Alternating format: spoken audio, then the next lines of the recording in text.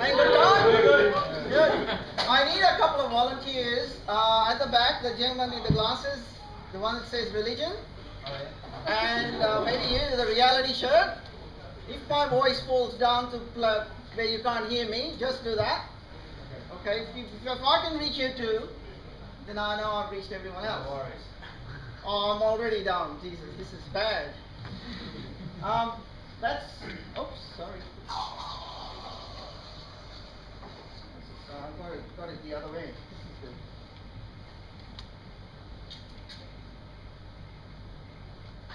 There we are. Okay, that's me. Don't worry. If you can't pronounce my name, even I can't sometimes. You get used to it if you're ethnic. As you're growing up, sometimes you pronounce your name in a way that is easy for people growing up in Western countries to pronounce it, and then you lose it yourself. It's Vinay like a W, not like my cousin Vinny, one of the funniest movies ever made, by the way, and Kolhatkar. So first thing I want to do is to thank some people. I had written Steve, that's Steve Martin here, and Thomas Kramer, and he's here somewhere, and all the organizing committee who got introduced to us by Steve by pointing, that's Peter, that's David, that's so-and-so, that's so-and-so, and then I went around, I think you were David one day. No, it's Peter, oh, right. But I do really wish to thank the entire organizing committee and Morgan, who's doing the filming, and anyone else who's helped to make this evening possible. I also want to thank some of my friends, Nigel Richards, his daughter, Millie, Michael and David. They've come specially for this event. And of course all of you Sydney Atheists, Friday evening is not the best time, but you made a fist of it. There's 60 of you here. So thanks very much. I'll try to do justice. I've got my wristwatch here, so it's 8:30. A 40-minute talk takes you to 9:10, but I'll try to finish 9:05. It's gonna work.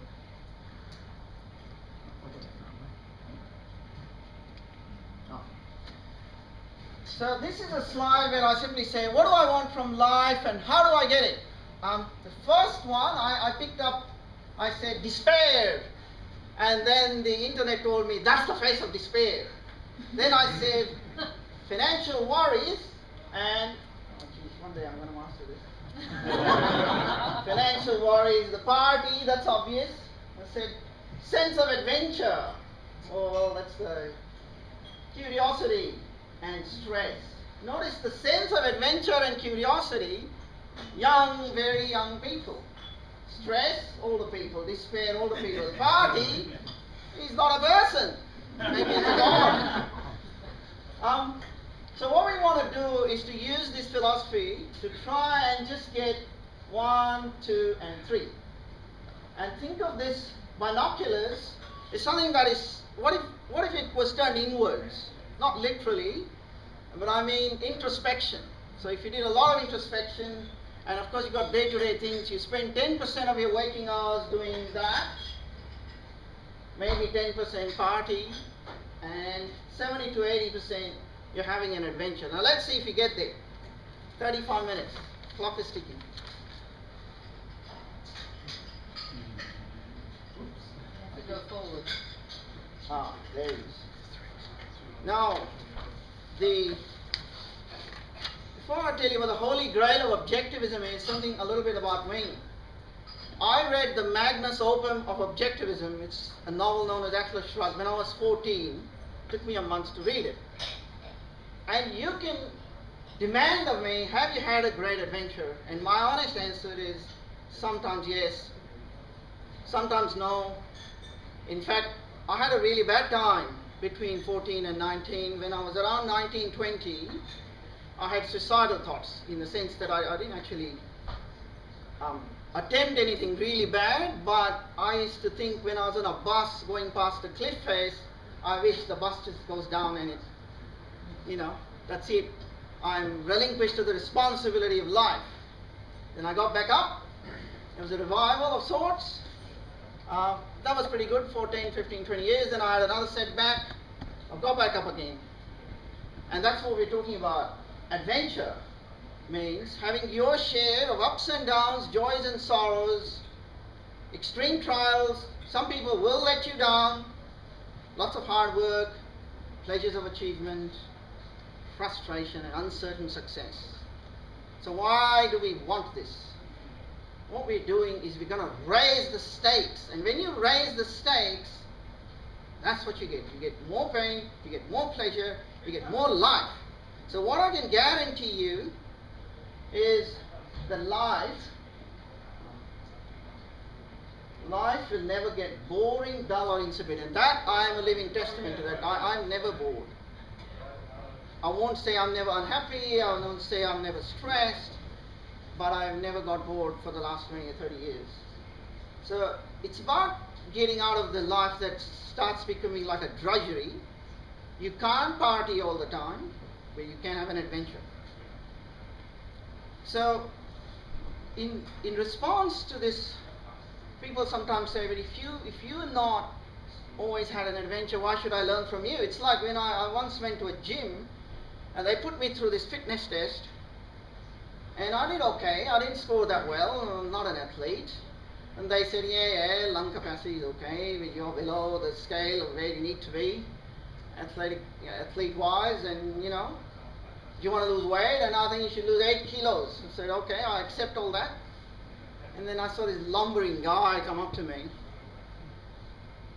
I swear he was about 40, 50 kilos overweight, and he introduced himself as only Mac. I comes up there. Hi, I'm Mac. I'll be your fitness trainer. I don't think so. I'll just keep doing what I'm doing. So you're kind of entitled to ask me that. If I haven't had a great life, who am I to teach you? But I've had my ups and downs, and that's my answer. I've had a revival.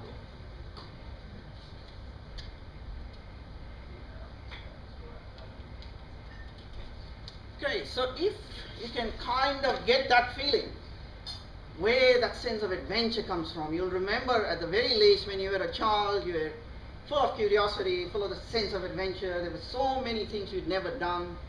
That was, you know, it was going to be novel. First time we go to the Greek islands, first time we do this, first time we go to the university, first time we graduate, first time this, that. That's lost something. And there are various reasons for that, which I've listed up there. And just like you get to ask me some questions, I get to ask you some questions while this talk's going on. So I'm going to throw this open. I'm going to tell you who stopped my adventure. And that's this. And this. Society. Around the age of 11 or 12, I became agnostic, then an atheist. So I never had any major religious beliefs. People around me had my parents had mild religious beliefs, so that never affected me. What affected me was the cultural bias against what I wanted to do. The principal problem was where I grew up, I think like Cohen, I'm not sure, but in the middle of India somewhere, lower middle class, I had absolutely no role models for what I wanted to do with my life.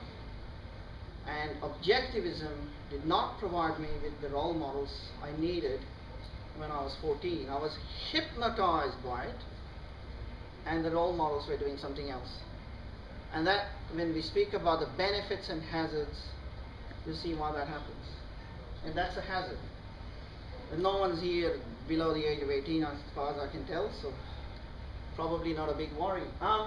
So who here can relate to religious beliefs of others? Or sorry, I go to the society first, which had a cultural bias against what you wanted. Let's have a show of hands. For society stopped you from having an adventure. 8 or 10 people. 10 people. Religious beliefs of other people around you or your own stopped you from having a great life. Interesting, only 7 people among an atheist group of 16. 9, 10 people. Some of these hands are coming up like that. No, but I mean, people could have a little bit of all of that. Are you looking for something that's there? Oh, yeah, no, I've had 2. I've had 2, so that's fine. You can have more. But I was just trying to get a glimpse of what stops people from having a great time. Probably, the principal reason is that? How many can relate to that? I did at times. Can't obtain everywhere. So, restarting your adventure is pretty simple. You simply say, I deserve an adventure because there's only one life, this one on earth. There's none of this bloody reincarnation, doesn't exist.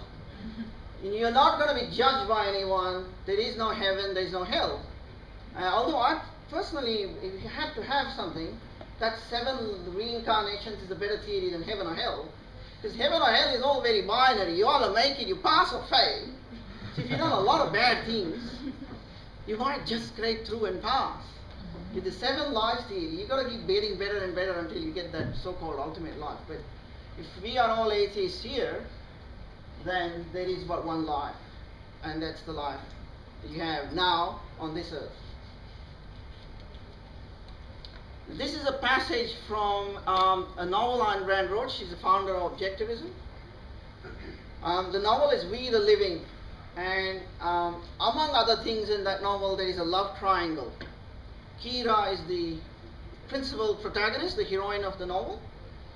Andrei is a communist. The novel is set in Petrograd, 1922 to 25, after the Russian Reds took power. We won't worry about the third guy, Leo, for now. And I'm just going to read this out. You're going to see, I think most of us can relate to that. Do you believe in God, Andrei? No. Neither do I, but that's a favorite question of mine, an upside down question, you know. What do you mean?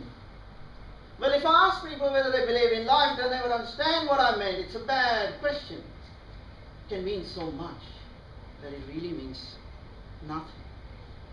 So I ask them if they believe in God. And if they say they do, then I know they don't believe in life. Why? Because you see, God, whatever anyone chooses to call God, is one's highest conception, or the highest possible, and whoever places his highest conception about his own possibility thinks very little of himself and his life. It is a rare gift, you know, to feel reverence for your own life and to want the best, the greatest, the highest possible here, now, for your very own. And to imagine a heaven, but not to dream of it, but to demand it. And that kind of sums up the sins of objectivism from an everyday living standpoint. The other close parallel I draw is a song by a very famous singer, and it is a very famous song. Throughout that song, it's sung by somebody who's not an objectivist at all.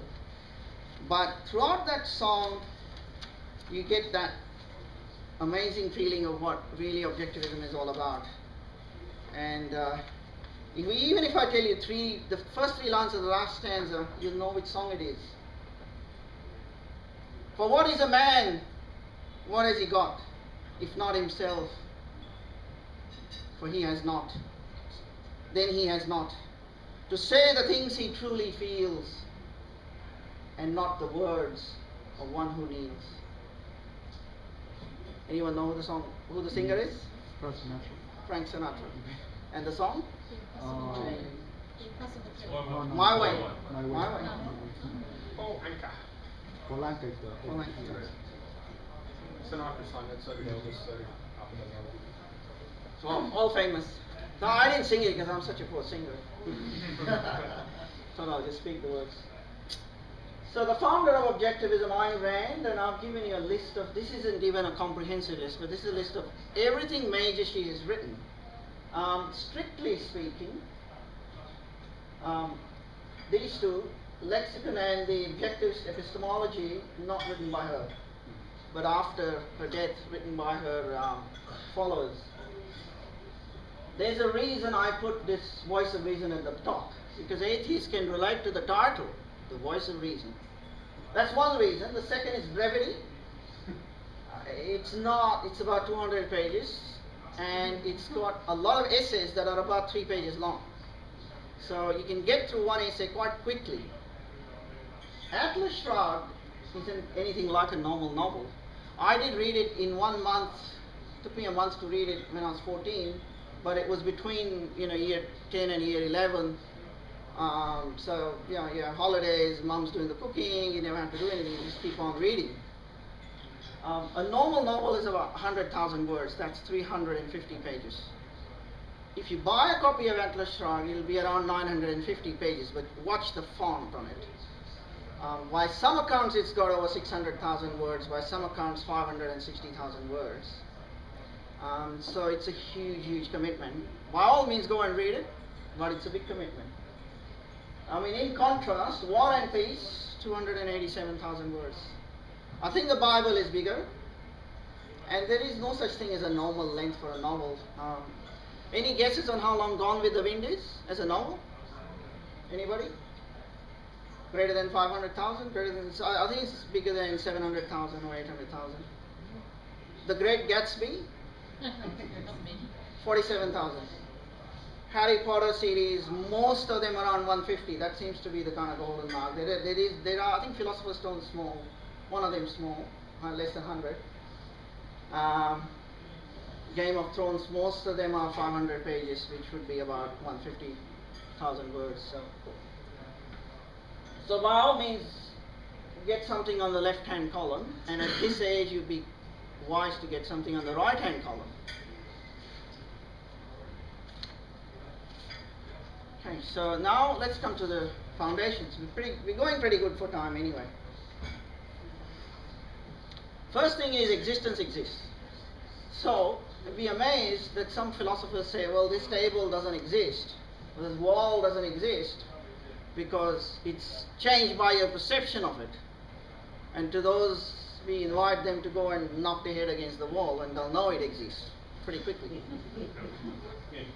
So, reality exists. A is A, regardless of our wishes, perceptions, and opinions. And our only source of knowledge is reason. Reason is the faculty that identifies and integrates material provided by the senses. So that the entire knowledge of mankind is knowledge gathered through concepts.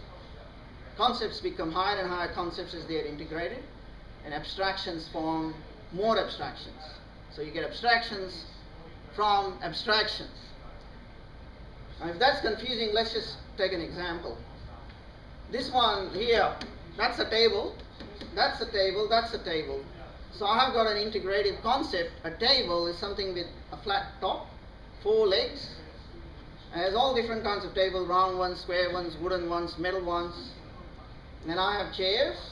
That's a concept that omits measurement, essentially. Because I haven't said in a chair it's a big chair, small chair.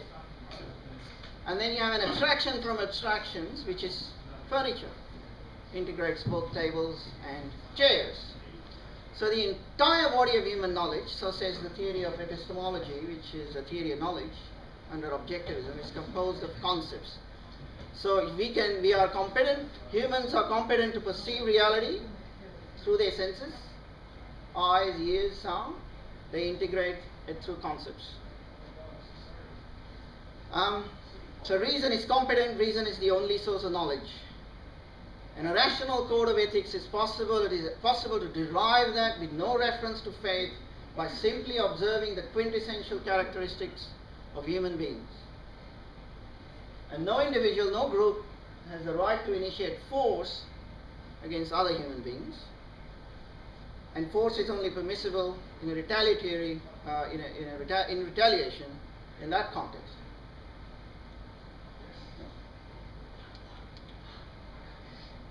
I won't read through all of that, but there is the gold lettering in this. This comes from the next novel, The Fountainhead. That's the sin that can't be forgiven, that I hadn't done what I wanted. And it takes the greatest kind of courage. I mean, what we really want.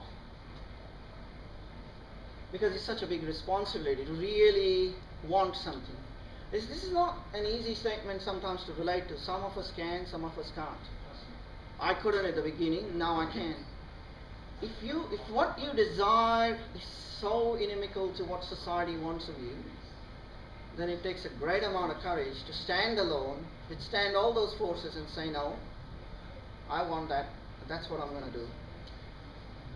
I've been told to do that. So if society is against you, or religion, or nation, then it takes a great amount of courage to do what you really, really want to do.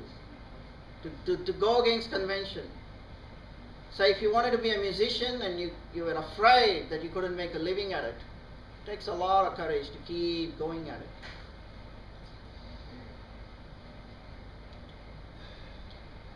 Some more fundamental concepts are that the world at large is in principle, this is the key phrase here, in principle, comprehensible at every level. In other words, faith always tells you there is something that is out there that science can never comprehend. Never get your arms around it, never get your mind around it. Whereas objectivism says, in principle, there is nothing like that. True, human knowledge at any point in time is limited. Sometimes we discover later on it is wrong, what we thought was right. But in principle, the world can be understood using reason. Fundamental difference, animals simply adapt to nature, humans adapt nature to themselves, as we've done here. You know, just look around the room. We've adapted nature to us. There's wood and metal and everything else at our service. And so that objectivist philosophy is expressed both in fiction form and non-fiction form. And the glory of the fiction form is that it is full of characters who are full of life, they fight battles, they have a great sense of adventure, and they have an adventure. The drawback of that is fiction is extremely powerful, especially when you're young, and you take the role models to heart.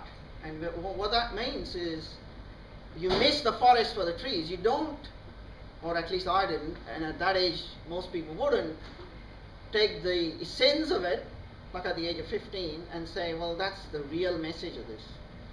You take the message as you read it. And that's a problem.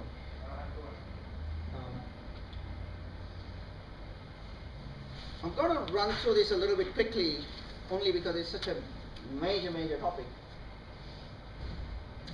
One of the biggest problems in philosophy, in fact there have been two, and in one stroke Ayn Rand solved both of them. One problem is called deriving the ought from the is, as in, here's the way things are and here's the way things ought to be. And it's kind of hard to say, because the way things are that way, they ought to be this way. How do you derive a moral or an ethical code from observing mankind? And that's exactly what she did. And we, in this room, we have to do this. Because if you have no God, if you have no other framework for morality, you've got to have something else. You've got to have a moral compass in life, rather than say, I'll do anything that is legal and do nothing that is illegal. Because that begs the question, which is, if you were sure you weren't going to get found out, would you do it?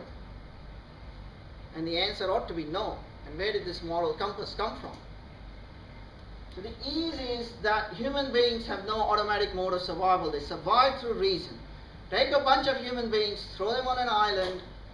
How are they going to survive? They're going to survive by a process of thought that is based on the faculty of reason and rationality. They cannot survive like animals. And so at every point in time there is a choice to think or not to think, to do this or to do that, to build huts or to hunt the rabbits, to do what shall we grow, how shall we grow it in terms of food, and all that is a thinking framework.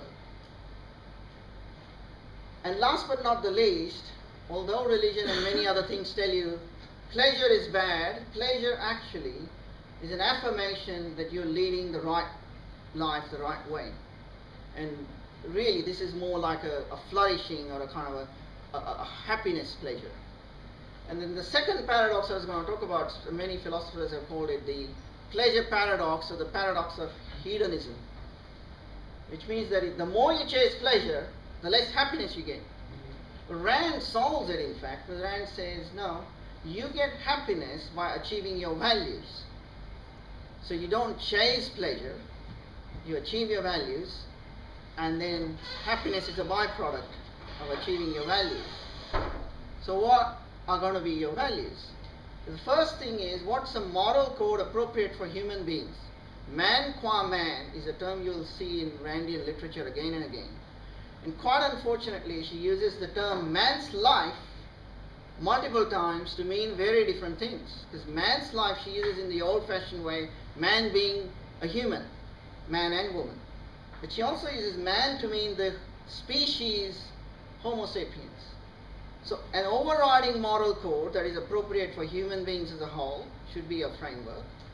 Within that, every single human being should have a value system or value ladder where you say, these are my values I'm going to pursue. And so long as that overall moral code is inviolate and you haven't violated the rights of others, there is no judgment on what is better and worse, because that's your value. You choose to pursue a career of a musician, you choose to marry or not marry, you choose whatever you choose.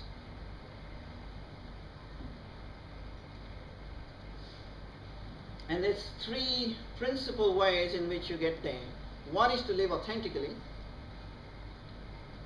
We all know people who are lying, capable of lying through their teeth, don't we? With a straight face. She's laughing already, there's one. Anyone not know a person, never met it in their life, a person who was capable of lying with a straight face? Nobody. So we all know somebody. I won't go through the examples for lack of time, but essentially it doesn't mean compulsive truth telling, it means you being truthful and honest at most times, or at all times. Sorry. Second major issue is living with a strong purpose, re-examining your mission in life, long and short-term goals, finding out how to get there, not being dreamy about it, but working hard at it, living with a very, very strong purpose.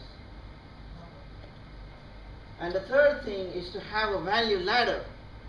You know, value ladder can be understood sometimes very quickly in terms of an example. I personally believe in quid pro quo. If you do me a good turn, I want to do you a good turn. And if I do you a good turn, sometimes I'll expect something, not straight away, but sometimes we do. So if you're an accountant and someone does you a good turn in the company, but the next thing you know, they're asking you to turn a blind eye to something chunky that's going on, you ought to be saying no to that, even if it is to the person who did you a good turn. Because having integrity is higher in your value ladder than the quid pro quo. It's quite simple that way. But having to sort out your value ladder isn't that easy. And then you establish your perspective very, very explicitly. I'm going to skip the aesthetics.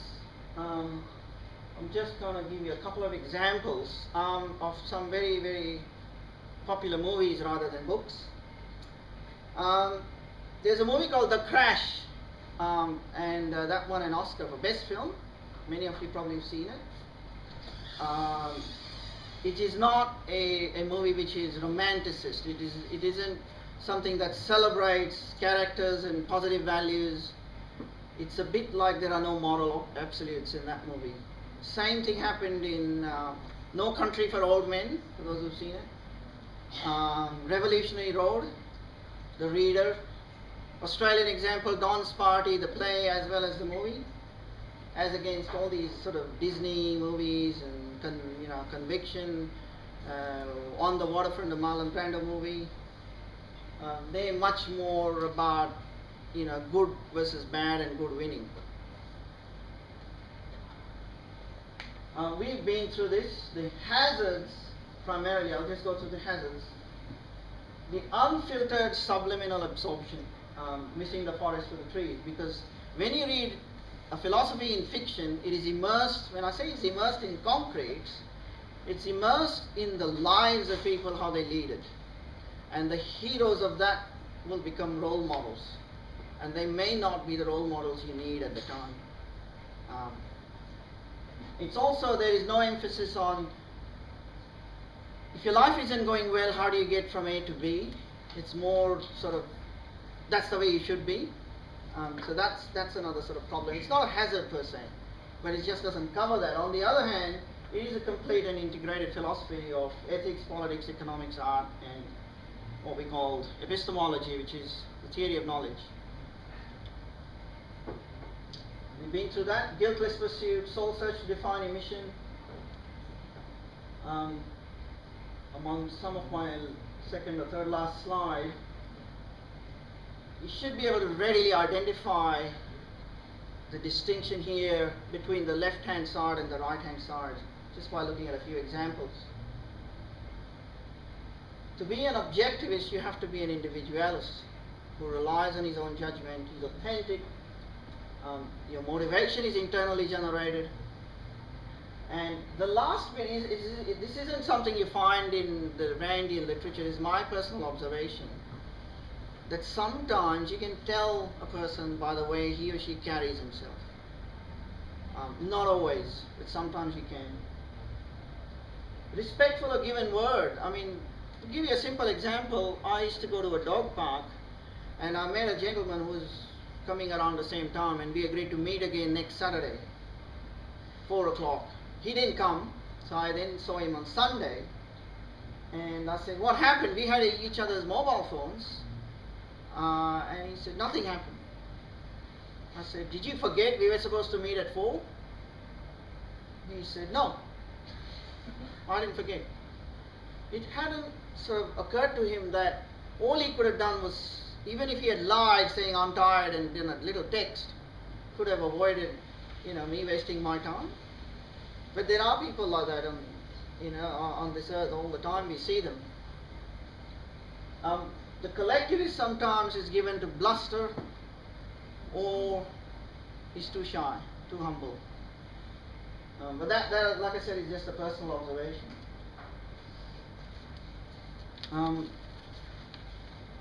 In closing, I'm just going to read that. Do not let the fire go out, sparked by irreplaceable spark. In the hopeless forms of the approximate, the not quite, the not yet, and the not at all. These are the gold letters. Do not let the hero in your soul perish. In lonely frustration for the life you deserve, but have never been able to reach. Check your road and the nature of your battle. The world you desire can be won, it exists, it's real, it's possible, and it is yours. And that's a bit of an inspirational speech, but sometimes that's what we need. And that's what in Objectivism we use art for inspiration. That's the purpose of art. That's just a little bit about me. What I do for a living. I started to chase some other dreams a few years ago. Started doing some screenwriting. I had a debut novel on Amazon last year, and that's that one, Frankenstein Candidate. It principally revolves around a senator, but there is an atheistic candidate which I introduced because this is a Sydney atheist. That's pretty much all I had. We sort of well ahead of time, actually, 35 minutes, so more time for questions.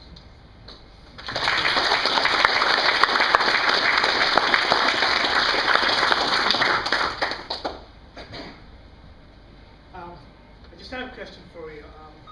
I understand that you define, and most Ayn Rand followers do define Objectivism as a complete and integrated philosophy. How do you respond to the objection to Objectivism is that, by definition, when you say a philosophy is complete and integrated, you sort of propose a model or a framework, which you also repeatedly mentioned, which is almost religious in nature. It's almost totalitarian. It almost tells you what to do, because it assumes that humans are by themselves and they're selfish by nature. And it's not in collectivism and taking care of each other that by which we build the world, or we want to build the world that we seek. It's by taking care of ourselves. That I find is particularly problematic with Objectivism. How do you respond to that? Okay.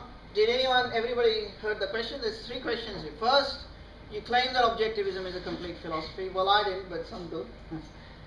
Second, there's a problem in Objectivism which is commonly perceived as kind of a dog-eat-dog world. You look after yourself, and then we build the world by looking after each other.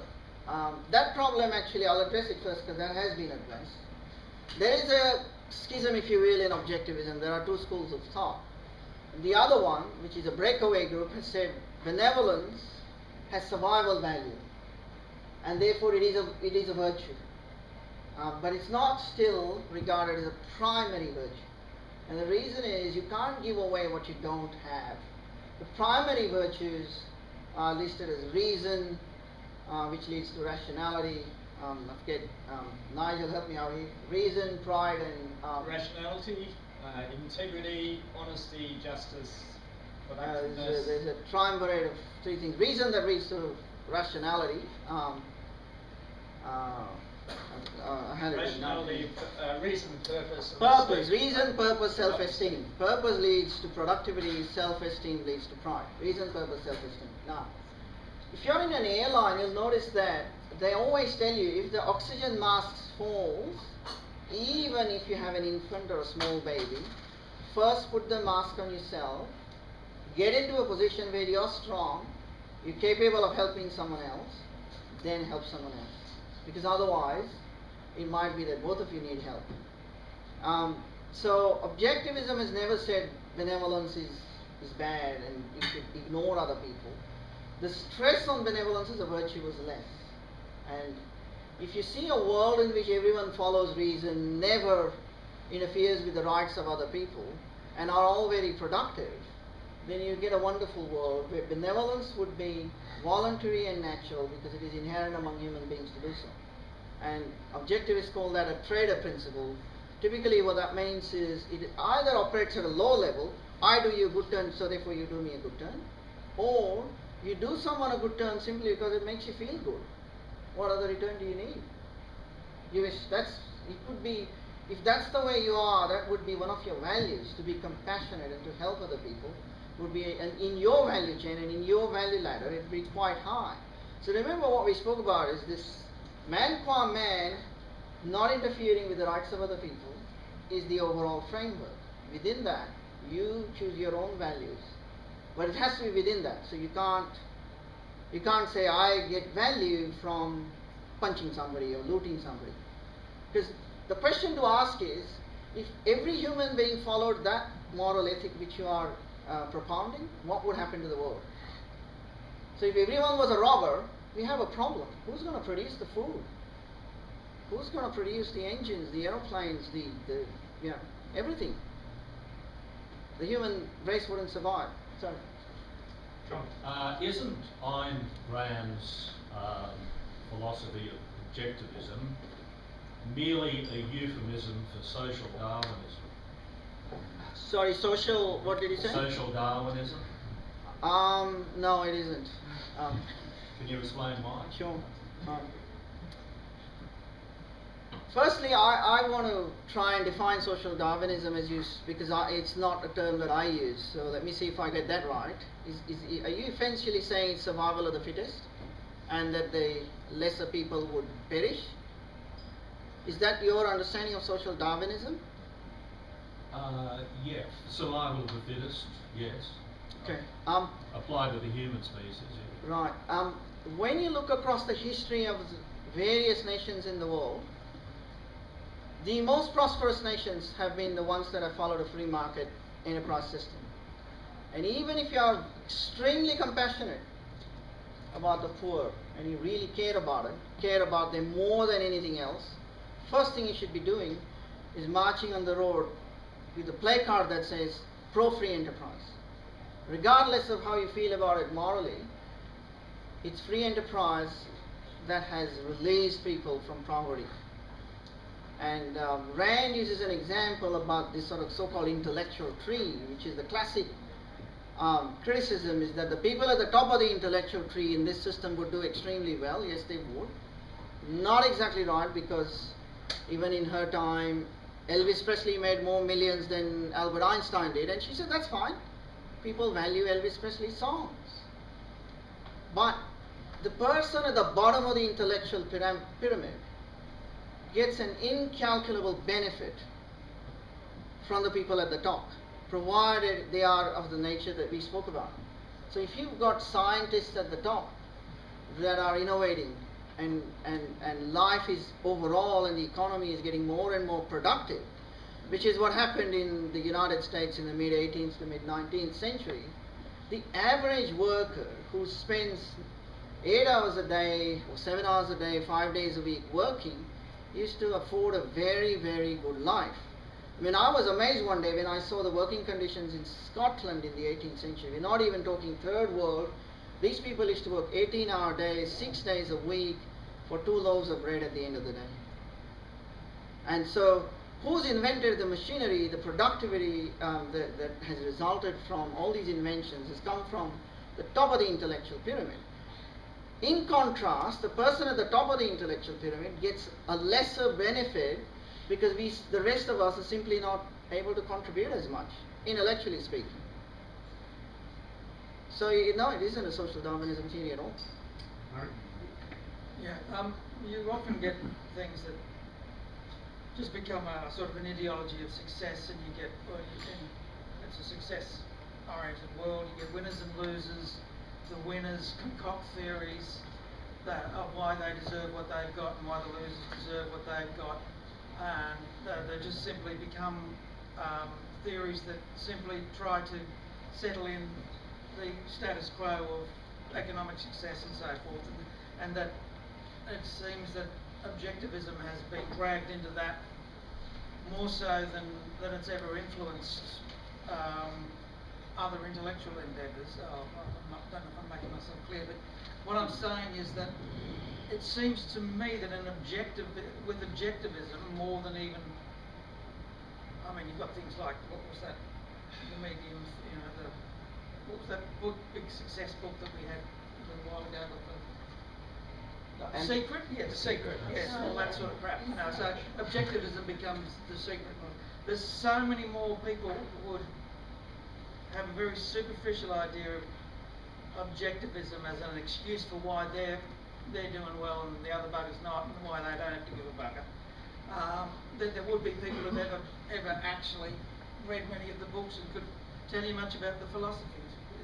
Well, that's a critique I would suggest. No, I'd be interested to hear your response. That isn't, that's absolutely true. There's no writer in human history who has been more vilified and enormously misrepresented throughout human history by a whole lot of people, including mainstream journalists, politicians, you name it. So what I would say to you is, if you want to understand what Rand's speaking about, feel free to disagree with her. Feel free to say, I like this part and I don't like this part, but read the original. And in that sense, even sort of what I've given you is from the horse's mouth, so to speak, but hopefully close enough. Can I just have a follow-up on that? Sure. You know, we get that same comparison if you criticise Christianity by looking at how the vast bulk of millions of Christians behave. And they say, oh no, but you don't judge it by us, you judge it by Jesus. So you've got to be careful of having a thing to work has to have something that it really actually changes the behaviour of its adherents, rather than simply as tacked on at the end as an excuse for Sure, those. The winners take it and the losers lose it. I'm a testament to that. I don't worship money, and I'm authentic in my relationships with other people, and so are the people I know are objectivists. And there are many people who are like that, and I've never read a word of objectivism. What we're glorifying is authenticity, not worship of money. If somebody who worships money and is rich and is saying, oh, well, I'm this way because of objectivism and therefore it's right, it's just absolute crap. That is just not true. It's a false defense. Does an ideology have responsibility for the crap that accumulates to us? You can't take responsibility for every unjustified criticism that is leveled at you from all corners of the globe. No one is stopped from putting anything they want on YouTube and on the blogs.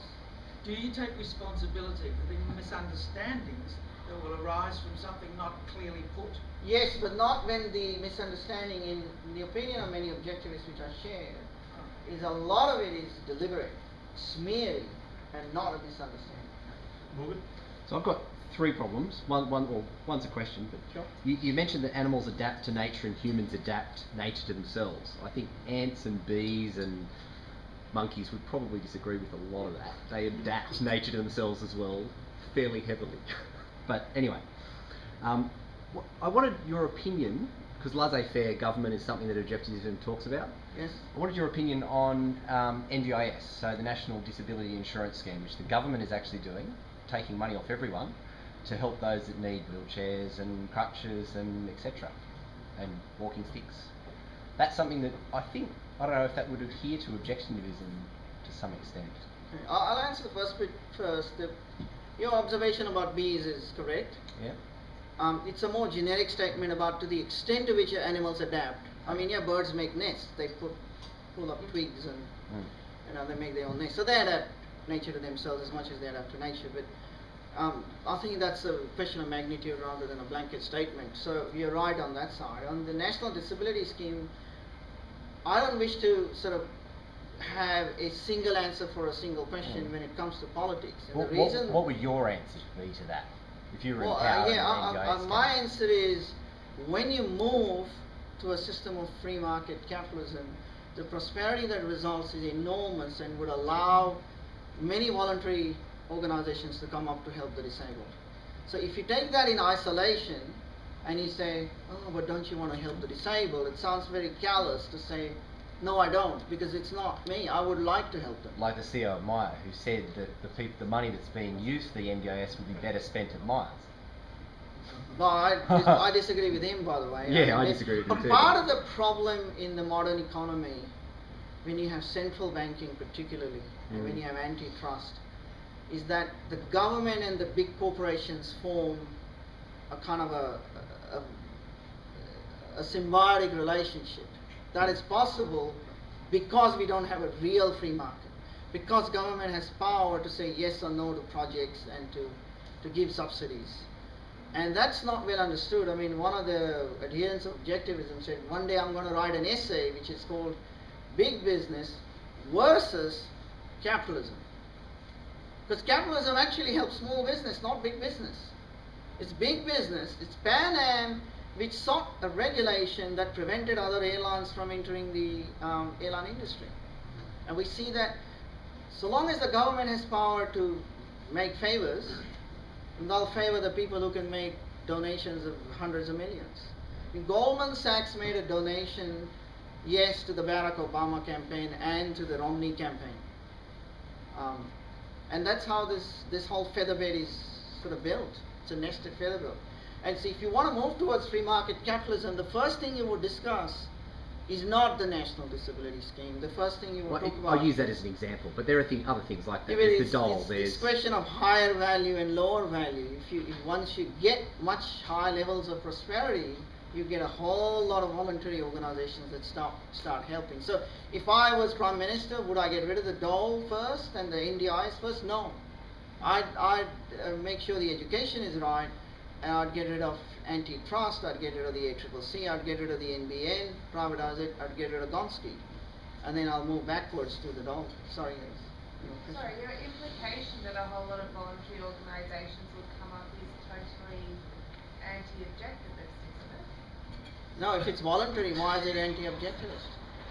If you value, I mean, throughout, even today it's true, but even especially through the baby boomer era from the 50s, 60s and 70s, the United States of America has been known for the biggest donor nation, and by that I don't mean the government, the people have donated personally out of their own pockets more than anyone else in the world. And despite that, they've had very much a kind of a can-do capitalist philosophy in their lives. It is absolutely true that when you're for most of us it's absolutely true. There is, every now and then there is a Mother Teresa somewhere. Most of us is absolutely true. When you become very prosperous, you tend to donate a lot of your money, because what are you going to do when you have $1 billion? You can't take that, whether there is a heaven or not, you can't take that to your grave. Sorry. Yes. The word want, my mind's just wondering whether to expand, contract or up or down. It's central to the philosophy there, but so little is said about it, to the desire and want. Is it good for us all to desire the max and to try to get it, or is there a limit where it needs to be dampened? What will happen to the world if we all want too much? Is there such a thing? In fact, I'm aware Buddhism says that for what we want, we'll suffer. That's how we choose how we suffer. It's not a happiness. Well, for today's talk, I just focused on kind of everyday living. The reason it's such a vast field, we can't finish it in 35 minutes. And we said, it's not just a question of desire, it's a question of value, which is different comprehensively from day-to-day desire. So you have a value ladder and you say, I value having a good relationship with my wife and having a good marriage. I value having 2 children or 3 children, and I value having this and that in my career. That's not a day-to-day desire. It's something you've got to work at and work out a plan, realistic plan, rather than say, well, my desire is to, sing like Elvis Presley and make millions and something like that, and he never worked for it. So the desire part goes away. This is about what you value, how you achieve it. Please, Karen. Oh, yeah. Well, isn't there a contradiction between necessity and value? I mean, if you take a prostitute who has like kids from from someone she slept with, she doesn't know who the partner is. Isn't her necessity to look after her children, her objective is to do that, but by doing that she's devaluing herself as a person? So isn't there a contradiction between the value and objection? So at the end, for those who didn't hear the question, she's saying, if a prostitute has a child, am I right? Yeah. And she's looking after her child, is she devaluing herself? Presumably, is that a child out of a client relationship or something she wanted? No, like if it's out of someone that she had unprotected sex with, and in order to continue looking after the child, she would still be devaluing herself, but her objection is to obviously give that child. And the first question is, when we say living purposefully, there's a part of it which says living consciously. You are always trying to have an alert mind, because an unalert mind is like you're operating like a subhuman. So the first question is, why did she have unprotected sex? She shouldn't have. Secondly, objectivism is very much pro-choice, unlike the religious right, which is what objectivism is sometimes associated with in America. We don't call them pro-life, we call them anti-choice. So it's pro-choice versus anti-choice. Objectivism is pro-choice. So there was a secondary choice to the lady who made a mistake. She shouldn't have made a mistake. Well, she also had a choice. Thirdly, if she chose to have children, that's a different issue. Then once you have children, yes, you have a responsibility for their upbringing. Just thinking about the checks and balances, we're creatures of the savannah, most of us, and the extent of our powers, no matter how strong and clever we were, was probably to kill 1 or 2 beasts a month, which wasn't going to upset the balance of the world and wasn't going to destroy the number of beasts available for the next tribe and the next valley. But these days, we can, as a group of people with technology behind us, cut off the water, take the food from another country, invade another country, kill 1 million people. How does your system, which seems to be pro the market, pro do what makes money, pro guard against those excesses that are built into our brains of the savannah? Okay, I'm going to answer the question in 2 parts. The first part, where you said a nation invades another nation and kills 1 million people.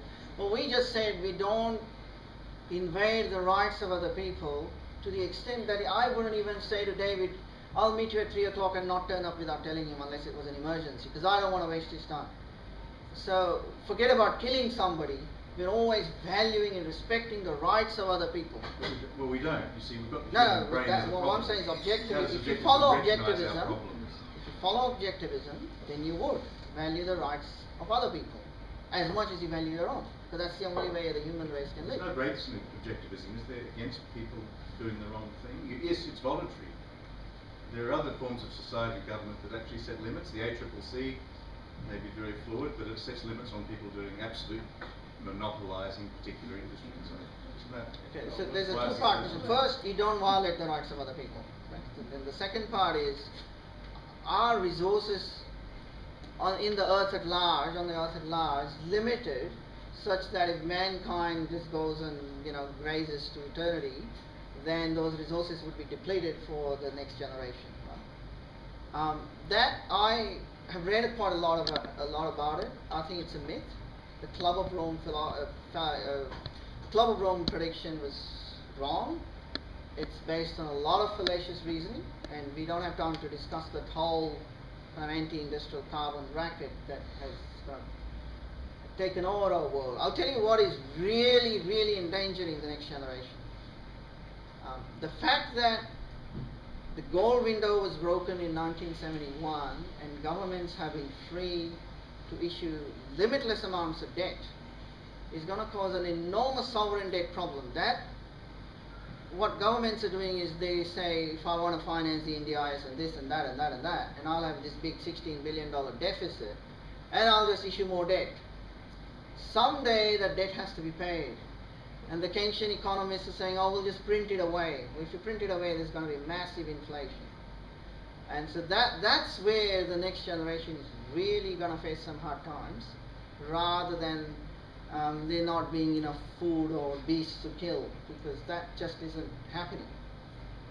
In terms of productivity of land has grown up, smaller and better mechanized farms simply produce more food per acre than they used to. So all over the world, sheer starvation is really is reducing.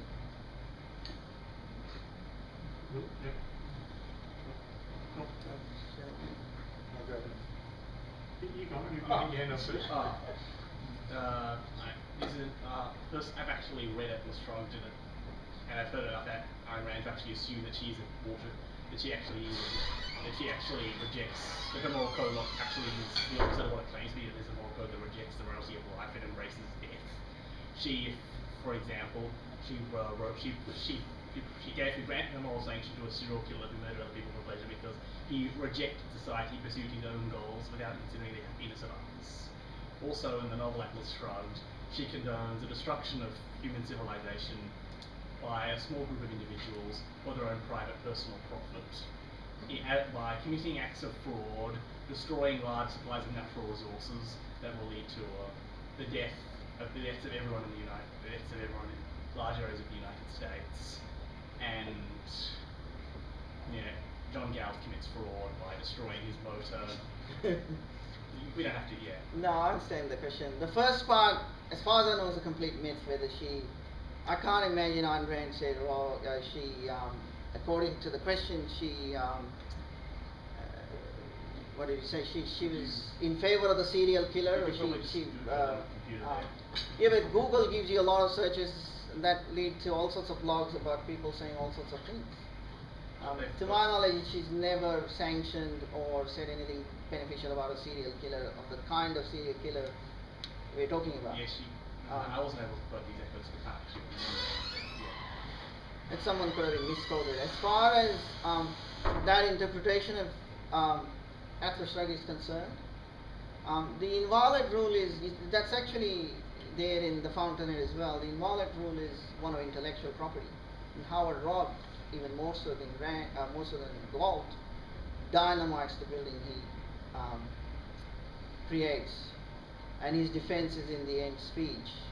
And the novel. This is where I have to sort of stress it again. The novel form is a way of establishing certain concretes that Ayn herself wanted to establish. In the novel herself, Ayn Rand said she meant every word. I assume that yes, she did. meant that she would rather destroy every single human being on Earth through direct action rather than allow a single initiation of force to occur. Well, I was going to say, novels are open to interpretation. I don't agree with your interpretations, but I would say read some of the non-fiction to get a real glimpse of what is really being said. But then you don't. Sorry, Peter first. So it's so idealistic, or it's almost religiously idealistic. In a completely free and unregulated market, if you had the ideal that every person was a business person and everything was small business, perhaps. But you even said corporations, things like that. How on earth could you prevent large corporations, which exist now, from developing if you had a totally and completely unregulated market of any kind? And as far as the debt thing is concerned, the Federal Reserve in the United States creates debt all the time, and that's one of the most unregulated markets in the earth compared to most other countries. It's not working. So how do you say it'll actually work. I can't see it. The Federal Reserve isn't an unregulated market. The Federal Reserve is power in itself. It's a private corporation. It's not the United States government. That's exactly the problem. Well, no, sorry, that's not precisely the problem. That's part of the problem is that the Federal Reserve is private. But the bigger problem is it has a monopoly over fiat money. Yeah. And fiat money is unbacked money. And so it's not so much as being unregulated as a proper monetary system would be a gold-backed monetary system where fraud cannot occur. What the Federal Reserve is essentially doing is committing fraud day after day after day. I mean, in a real economy, prices are the signal that are pure provided the market is free. And pure signals create the most efficient allocation of resources automatically. But how does The this Federal Reserve interferes in that. Pure idealism, it's no better than the pure idealism of communism, not practical with human beings involved. What you're talking about is not practical with human beings involved. I don't see how to possibly. Why isn't it practical? Because at least for today's talk, forget about the politics and the economy for a minute. Just focus on your own life. Why isn't it practical for you to say, I will not violate the rights of other people, number one? That is how I live my life, but that's okay. Now, and number two, I will have a value ladder in which some are higher values, some are lower values. I will live a purposeful life, and I will be authentic in my dealings with other people. It's not practical because you can't trust that everyone else follows it.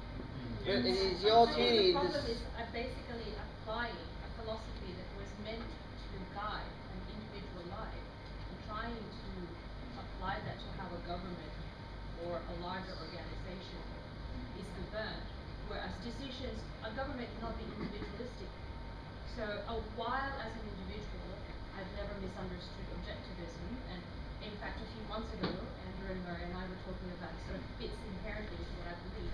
But when you apply that to how a government, and when you start thinking that this is intuitive, this will come to you, why is that not? It's not on a government or a big corporation.